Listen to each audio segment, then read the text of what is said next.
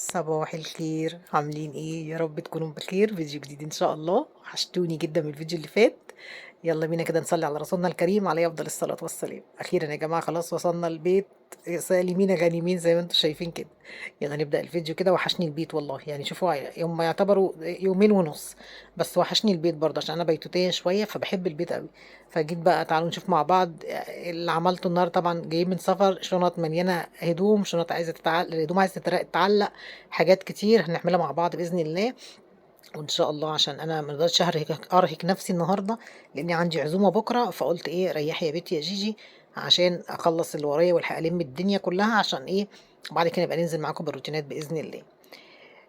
تعالوا بقى نشوف مع بعض. نشرب كوبايتنا ونخش على الأوضة جوه ندربك الدنيا. كمية هدوم مش قادرة أقول لكم، هتشوفوا معايا.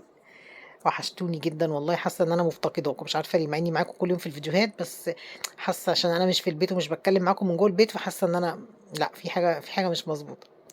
يالّا بينا ناخد كوبايتنا كده ونروح كده نشوف هنكمّل يومنا إزاي.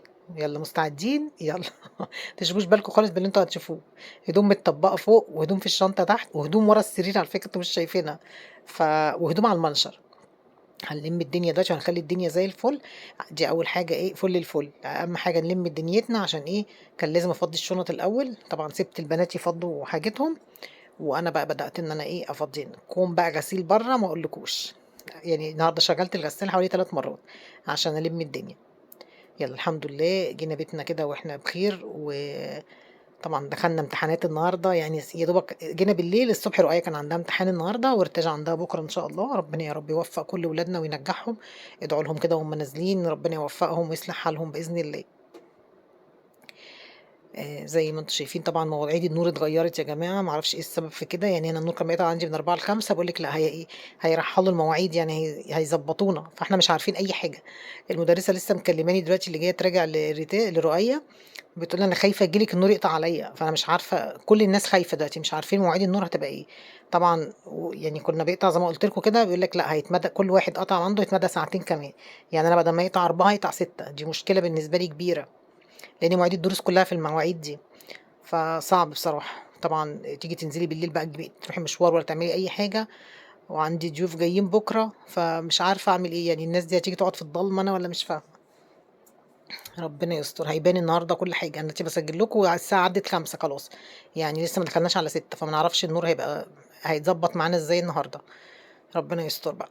هنا طبعًا مسكت الشنطة بقى إيه، في هدوم كده ما اتلبستش بصراحة.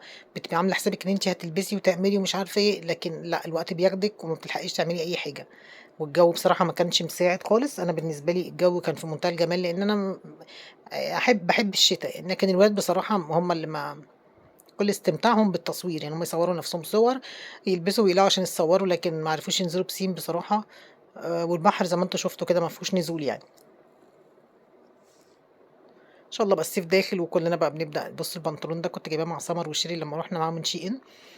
رُحت معاهم في جرين بلازا هناك، جِبته قبل السفر بيوم. كنت قاعدة معاهم طبعًا قبلها بيوم باودّع صحابي باودّع صحابي على يومين. رُحت أودّعهم وقعدت معاهم. جيت يا دوبك حضّرت الشنطة على طول. فقُلت لأ لازم أشوفهم قبل ما أمشي بصراحة. قعدت بقى معاهم ودخلنا جرين بلازا جوّه. على فكرة جرين بلازا بقى حلو أوي يا بنات في إسكندرية، بقى جميل جدًا بقى. في مطاعم كتير وفي لبس كتير وفي شي إن فاتح يعني محل جوّه، في كل حاجة تقدري تشتري حاجتِك من هناك. اشتريت ده واشتريت كمان اشتريت فستان كده فيست كده قط لونه بيج هيعجبكم أوي. إن شاء الله هابقى أوريه لكم. أنا بقى لي فترة نِفْسي أوريكم هدوم العيد اللي أنا ما لبستهاش، بس لبستها أمّا رُحت مع صحابي. آآ دي المكوة، كنت واخدة معايا المكوة بالبخار عشان لو احتاجنا أي حاجة نكويها وكده. وزي ما قُلت لكم إحنا ما كناش متوقعين الجو في الربيع يا جماعة. إحنا إسكندرية السنة دي مش عارفة في إيه. أنا فاكرة السنة اللي فاتت شهر، يعني أقول لكم إيه، شهر 12 كنا حرّانين. في شهر 12 بدأنا الحر من شهر 12. السنة دي في لخبطة في إسكندرية غريبة الشكل. الجو مش عايز يتعدل يعني. بالليل دلوقتي رجعنا تاني نتغطى بحاجات تقيلة، نقوم الصبح نلاقي الجو حَر، بالليل الجو مش مضبوط. فمش عارفة، مش مستقرين خالص، خالص، خالص. والولاد عمّالة تبرد من السقعة، لأ من الحر. يلبسوا شوية تقيل وبعدين يرجعوا يلبسوا شوية خفيف. شغّل مروحة، لأ اطفوا المروحة، لأ شغّلوا عارفين اللي هو إيه. مش عارفين حاجة. لو حد عارف حاجة يقول لي في الكومنتات، إحنا عارفين يا جيجي وهنقول لِك. عايزاكم بقى تحطّوا لي لايك للفيديو، لإن اليومين دول طبعًا شايفين المشاهدات كلّها عند كل القنوات مش عندي لوحدي، في حاجة أكيد في اليوتيوب أو كده، فرُحتوا فين أكيد أنتم عندكم امتحانات أنا عارفة، تقصيركم غصب عنكم، فاهمة ده كلّه والله، بس يعني الواحد على قد تعبه بيبقى محتاج إن هو يعني على فكرة تصوير الفيديوهات صعب جدًا، والكادر صعب، والمونتاج صعب، والكلام على الفيديو صعب، وحاجات كتير والله. هتقولي يا جي ده شغلِك، أيوه ده شغلي، وأنا باحبه جدًا، جدًا، جدًا، وما أقدرش يوم أحس إن أنا ما صورتش، يوم باحس إن أنا في حاجة ناقصاني، في حاجة تعباني. كومنتاتكم اللي باسمعها ورأيكم، بصراحة أنا يعني باحترمكم جدًا على كومنتاتكم الجميلة للبنات، وصاحبة بنتي وبنت أخويا. أنا عارفة أنا متوقعة من جمهوري الجميل المحترم الكلام اللي شبهه، بجد والله أنا عارفة ده. أي حد بيخش يكتب أي comment تاني ده مش من جمهوري خالص، يعني مش من المتابع عندي في القناة بصراحة، ده بيبقى داخل كده إيه مدسوس من برّه، حد عامل إيميل بيبقى لسه عامله جديد fake كده، بيبقى نفسه يقول كلمتين مش عارف، بس في ناس ضميرها بيأنبها بعد ما تكتب الcomment تبُص ألاقيه اتمسح تاني، بس لو حضرتِك مسحتيه أنا عندي باشوفه، يعني مهما تمسحي أنتِ أنا خلاص وصلني، أنا وصلني وباشوفه، فاهمة؟ هي ممكن تكتبوا إني مثلًا كذا ممكن تتكتب شُفته وأنا قاعدة كده شُفته من برّه، لسه ما دخلش عندي في القناة من جوّه، أنا عندي بنبُص من برّه على الكومنتات قبل ما تخش عندي في القناة، بتيجي لي من برّه الأول، فباشوفها، فأخش جوّه ألاقيها اتمسحت، بس أنا خلاص شُفتها هي، فربنا يهديكم نفسكم يا رب. هنا حاولت أشغّل التلفزيون بصراحة، أنا في حتّة التلفزيونات والحاجات والأجهزة والحاجات دي ما ليش فيها تمامًا، تمامًا. يعني لمّا رُحنا المكان كنا بنصيّف فيه، حاولت في التلفزيون بُص بكل الطرق. بكل الطرق، ما عرفتش. حتى تلفزيوني على فكرة اللي برّه، عشان أنا ما ليش في التلفزيون أساسًا، ما باحبش أتفرّج على التلفزيون. واليومين دول كمان حتى في اليوتيوب والله ما بقيتش أقعد، لإن وقتي مش سامح خالص إن أنا مش عارفة أقعد، مش عارفة حتى أتفرّج على فيديوهات لحد. الوقت كلّه بياخد بسرعة اليوم بيجري فظيع يا جماعة والله بجد. بُصّوا بقى أنجزت وشِلت الهدوم كلّها، وهنا بقى يالّا بقى كده في هدوم تحت لسه هتطلع يعني كنت لمّاها قبل ما أمشي، ما رضيتش أسيبها في المنشر بصراحة لتقلُّب الجو، فقُلت لا تتعفّر ولا تتطرّب وأنا غاسلاها، هاحطها في أوضة النوم ولمّا أرجع إن شاء الله أبقى إيه، أطبّقها. فبصراحة كان النهارده يوم عالمي للتطبيق، عشان أرجّع كل حاجة مكانها طبعًا ما تنسوش شنط الأكل اللي كانت معايا، في أكل اتبقى مثلًا عايز يتشال في التلاجة، في عيش عايز يتحط اللي باكل شاي يتحط في مكانه، عارفين رايحة جاية، رايحة جاية لحد ما خلّصت، وبصراحة سِبت البنات في أوضتهم بقى قُلت لهم مع نفسكم أنتم شنطكم، ضبّطوا بقى حالكم، وفعلًا دخلوا بقى هُم، وبدأوا بقى إن هُم إيه، يضبّطوا شنطهم ولقيت لكم بقى سايبين لي قُلت لهم بُصّوا يعني أنتم قعدتوا يومين 2 ما وسّختوش حاجة ده أكيد يعني. لقيت لكم بقى بُصّوا يعني عايز مثلًا 3 غسالات جنب غسالتي، يالّا الله المستعان، ربنا يقوينا ويقويكم، وطول ما في واحدة تقول لي يا جيجي ده يعني إزاي بيخلّي بيتنا دايمًا نضيف؟ بُصّي أقول لِك على حاجة، ما فيش حاجة اسمها بيتنا دايمًا نضيف، يعني إيه يا جيجي معقولة ده أنتِ بتقولوا لِك يا ملكة النضافة ومش عارفة إيه، هاقول لكم السر، هاقول لكم السر. طبعًا كلنا لو دخلتِ عليَّ الصبح كده جيتِ الصبح لقيتيني هتبُصّي تلاقي أوضة النوم عندي متنحكشة، عندي غسيل في الطرقة محطوط، عندي كُم وعين في الحوض، مش معنى كده إن أنا هاسيبهم وأقعد، لأ هاعملهم، بس مش دايمًا البيت بيبقى مترتب، على قد ما بنقدر طبعًا أنا باحدد أول حاجة أعملها شغلي في التصوير الأول، يعني مثلًا هاصور معاكم في أوضة النوم، طبعًا عندي برّه كوارث برّه، مواعين على غسيل على ترتيب الreception على حاجات كتير أوي، فاهمينّي إزاي؟ باحدد بس يعني أنا هاعمل إيه النهارده. فالتصوير بياخد منّي وقت كبير جدًا، بياخد وقت مش زي ما أنتم متخيّلين كده الفيديو بيجري قدّامكم 15، 16 دقيقة، لأ ده بياخد وقت طويل، وعقبال ما يتمنتج ويعمل وحاجات كتير أنتم مش عارفينها.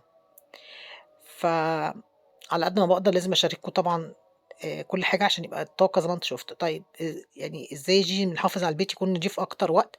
إن إحنا بنصحى بدري، أهم حاجة الصحيان بدري، طول ما أنتِ بتصحي بدري هتخلّصي حاجات كتير جدًا، وهتلاقي نفسِك عندِك وقت تنزلي تروحي مشوار، تروحي تقابلي صديقة، تروحي تشتري حاجة، لو صحيتِ بدري، يعني أقصى حاجة مش هاقول لكم زي ما أنا باقوم، أنا باقوم عشان ولادي بيبقوا نازلين عندهم امتحانات، عندهم حاجات، فباضطر أقوم بدري، لو هُم مش هينزلوا باصحى 09:00، 09:30 بالكتير أوي، يوم ما أصحى الساعة 11:00 أقول يا غُربتي، يعني تبقى اليوم خلاص كده بالنسبة لي أنا اليوم خلص يا عم حزنبل. هنروّح أحس إن خلاص كل حاجة مش نافعة، والوقت خلص منّي عشان أنا متعوّدة بس. فطول ما أنتِ بتصحي بدري هتخلّصي كل حاجة، وهتلاقي نفسِك عندِك وقت فراغ، وعندِك وقت اللي أنتِ تنزلي، وعندِك وقت إن أنتِ تقعدي مع نفسِك، وعندِك وقت تعملي حاجات كتير أوي.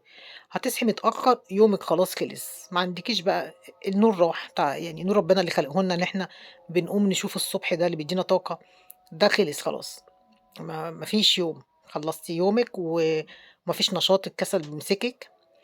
وحاولي يعني على قد ما تقدري أو أول بأول، أول بأول، وما تشغليش بالِك بأوضة الولاد لو عندِك ولاد أو بنات ما تشغليش بالِك بيها، يعني ما تقعديش تقولي بُصّي نحكشوها كل شوية، ما هم أطفال ولازم كل شوية ينحكشوا، فسيبي الأوضة خالص، يعني على قد ما تقدري مثلًا تعمليها مرّة، مرتين، ده في الأسبوع يعني، ما تشغليش بالِك بكل شوية تعبّي لعب وتعبّي حاجات عشان ما تهلكيش وما تتعبيش، خليكِ في الأساسيات، يعني حددي لهم مكان مثلًا لو معاكِ أطفال صغيرة حددي مكانهم هو ده أوضتهم، تقعدوا فيه تلعبوا تعملوا كل حاجة. وبقية الشقة نضيفة، أوضتِك نضيفة الreception بتاعِك نضيف أو أيًا كان إيه هو، هتلاقي الدنيا نضيفة ومترتبة، وزي ما قُلت لِك إيدِك في الحاجة أول بأول، ما تسيبيش الحاجة تتراكم عليكِ عشان ما تجهديش نفسِك، وقسّمي الشغل بقى، قسّمي شغلِك، النهارده عملت أوضة النوم مثلًا مسحتها والّا كنستها والّا عملت فيها أي حاجة، ما أروحش أعمل أوضة تانية جنبها، مش هتطلّعيها بنفس النتيجة اللي أنتِ هتطلّعيها في أوضة واحدة، فاهميني إزاي؟ شُفتوا السليبر الفوشيا بتاعي ده، فوشيا، فوشيا يعني. استنى أمّا أشرب بُق شاي. ما ليش في الشاي خالص، يعني مثلًا لمّا خالد يعمل شاي أقول له اعمل لي معاك كوباية شاي، يقول لي: "آه." سُكّر ما فيش، شاي ما فيش، مَيّة ما فيش، بيقول لي: "سبحان الله بتعملي كوباية شاي غريبة الشكل." ده ليه أنا؟ آه والله، يعني كوباية عجيبة غريبة شكلها لا يسُر عدو ولا حبيب، يعني بُصّي مَيّة مغلية، حبّة شاي يعني لو أنتِ ممكن تشوفي المَيّة بس كده ما تشوفيش الشاي، والسُكّر ما فيش أساسًا، فده مؤلم جدًا بالنسبة لي يعني.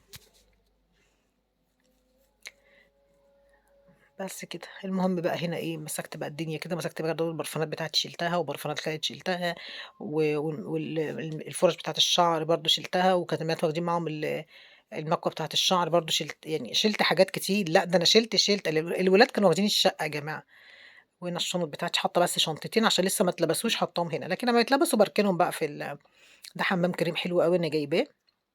حلو جدًا، أول مرّة كنت أجرّبه بصراحة، آخداه من كوافيرة يعني باتعامل معاها، فأخدته منها، فهاجرّبه وبعد أمّا أجرّبه أقول لكم، بس أنا جرّبته مرّة واحدة حلو جدًا، مخلّي شعري ناعم جدًا، هو أي نعم غالي شوية، بس بصراحة يعني يستاهل.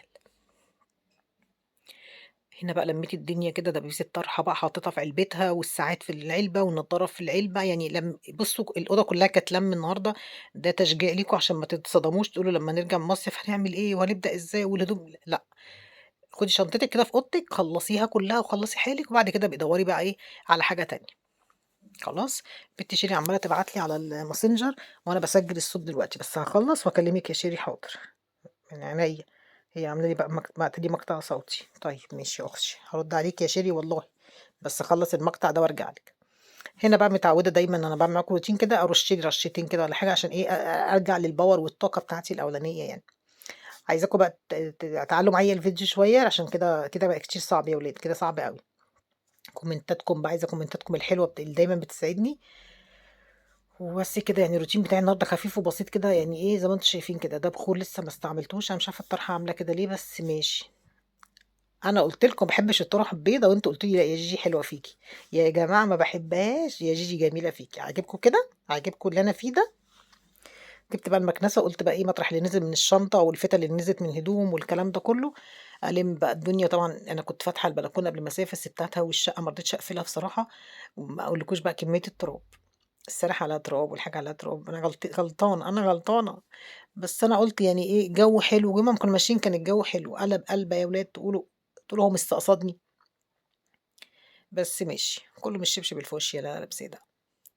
جيت هنا بقى كده طبّقت ال3 طُرَح دول اللي أنا ما باحطّهمش في الشنطة دي عشان دول قطن ما بيتكسّروش، لكن الستان أو الشيفون باحطّهم عادي، لكن دول قطن دايمًا بانزل بيهم حاطّاهم قدّامي كده، ومحرّصة بقى أوي من مَلَك، يعني بُصّي يا مَلَك هتاخديها تجيبيها لي متطبّقة متضبّطة راعباهم كده، راعباهم. لمّيت بقى الدنيا كده وسِبت بقى البلكونة تهوي الدنيا، وأروح بقى إيه أكمّل بقى المطبخ المواعين اللي أنا يعني اللي إحنا عملناها بالليل في العشا. وأبدأ بقى أعمل الغدا، النهارده بقى هنعمل إيه، سمك شوي، نزلت جِبت سمك شوي، وجِبت كام سمكية يعني أقليهم في البيت مع شوية رز وشوية سلطة، زي ما قُلت لكم النهارده عملت أكل خفيف عشان بُكرة عندي عزومة، ضيوفي جايين لي بُكرة إن شاء الله، هُم مش ضيوف هُم أصحاب بيت، يا رب تتوقعوا مين؟ دوروا كده وقولوا لي، وبُصّوا ما تقولوليش بقى سمر وشيري بقى، عشان أنا الناس دي أنا خلاص شِلتهم بقى إيه من دماغي كده، عشان كل ما أقول لهم تعالوا يقولوا لي إحنا مش فاضيين لِك، إحنا مش عاملين لِك، إحنا مش مسويين لِك، خلّي المصيف ينفعِك والكلام ده كله، ماشي، ابعدوهم بقى عن الموضوع خالص، وشوفوا لي بقى مين جاي عندي بكرة، خلاص يالّا انتظروا بقى المفاجأة، وكده خلاص أنا خلّصت الروتين معاكم، يا رب يكون الفيديو عجبكم، وأكون ضيفة خفيفة على قلوبكم، ما أكونش تقيلة عليكم، واحبكم في الله، واستنوني في فيديو جديد بكرة إن شاء الله، والسلام عليكم ورحمة